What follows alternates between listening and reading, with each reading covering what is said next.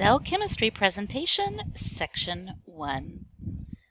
Biomolecules mean living chemicals. They are also called macromolecules because they're large, biochemicals, living chemicals, or organic molecules, organic meaning carbon-containing chemicals. The definition of a biomolecule is a large chemical molecule used by cells, made by cells, that make up cell parts. And there are four main groups or families, the core four. They are nucleic acids, proteins, carbohydrates, and lipids. Now, one thing to keep in mind, a large chemical is still very small to us. Chemical size is related to how many atoms make up the chemical. When you look at a chemical formula like H2O, which is water, you can count the number of atoms. There are 2 hydrogens and there's just 1 oxygen. When there's just 1, we don't put a number. So how many atoms would C6H12O6, which is the chemical glucose, how many atoms would that have? All you have to do is add the 6 carbons, the 12 hydrogens, and the 6 oxygens. 6 plus 12 plus 6 is 24. When you look at these large macromolecules, you find that they're made up of smaller chemicals or subunits. And these chemicals, these monomers, these subunits, are very regular for the type of macromolecule. Now remember, there are 4 main groups of macromolecules. The carbohydrates are sometimes called polysaccharides, meaning many sugars. The reason that we sometimes call carbohydrates polysaccharides is because when you look at their chemical structure, you find that they are made up of lots of linked subunits of sugar.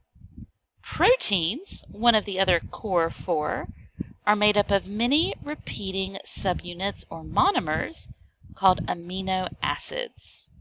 And nucleic acids, like DNA and RNA, are made up of many repeating smaller chemicals, subunits or monomers called nucleotides. So what is the difference between a macromolecule and a subunit? Well, a macromolecule is a large chemical made up of many repeating smaller chemical subunits that are linked together by bonds.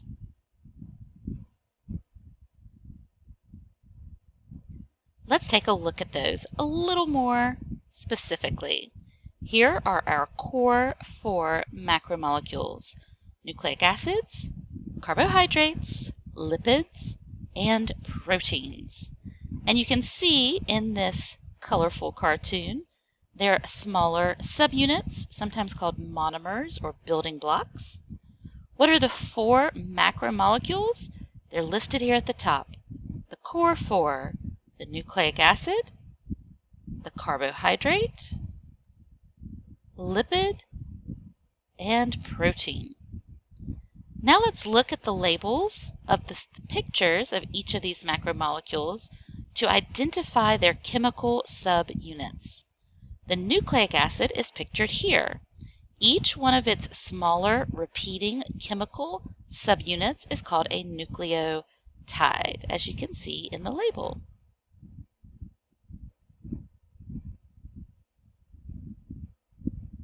The carbohydrate is pictured here. It has 3 subunits shown, and each of them is called a monosaccharide, which means 1 sweet or 1 sugar. The lipid is shown here. It's a little different. It doesn't have exactly the same thing repeating again and again. Instead, it has a backbone of glycerol, and then it has 3 repeating chains each of which is called a fatty acid. And then we have the protein, which is back to the chain formation. Each of its individual chemical subunits, shown as the circle here, is called an amino acid.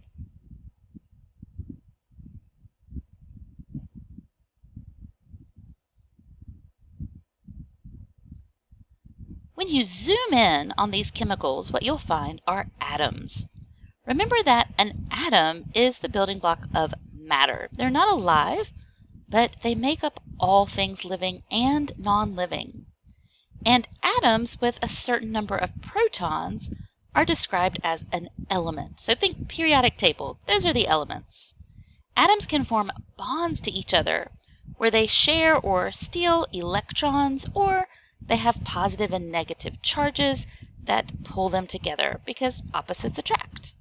Here is the chemical structure showing the individual atoms of glucose, which is C6H12O6.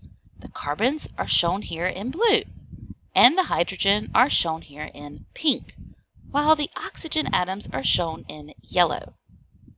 Here is a picture of cellulose.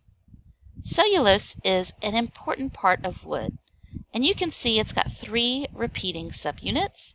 Each of those subunits is a glucose, so it's 3 of these glucose subunits put together and held in place with bonds. So when you think about the largest to smallest macromolecule atom or subunit, the smallest of these 3 is the atom, like the individual carbon. These form subunits like the glucose molecule, which then can be put together to make a macromolecule.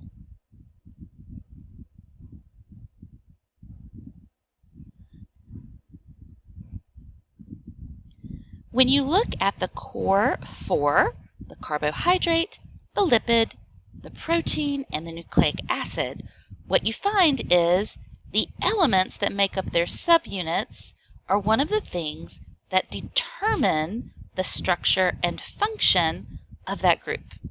Carbohydrates are made of 3 different elements. They're each represented by letters. So you can see the letter C here, which is the element carbon. You can see the letter O, which is the element oxygen. And you can see the letter H, which is the element hydrogen. Lipids, which as you can see have a different structure, here's that E shape that we saw in an earlier picture, also have carbon, oxygen, and hydrogen, CHO, as their 3 elements. But because they are arranged differently, they do a very different job, a different function. Proteins, the third of the core 4 shown here, have 4 elements. Let's see if we can spot them. I see an H, which is hydrogen.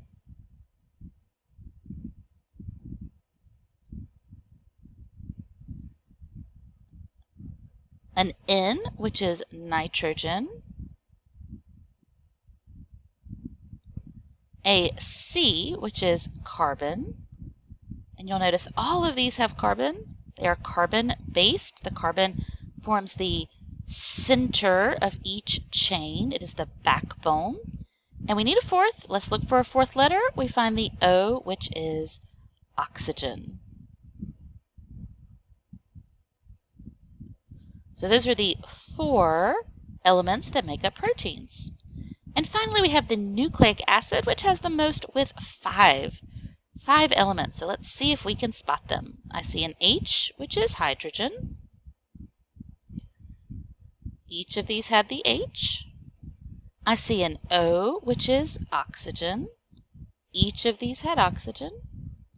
I see a P, which is phosphorus.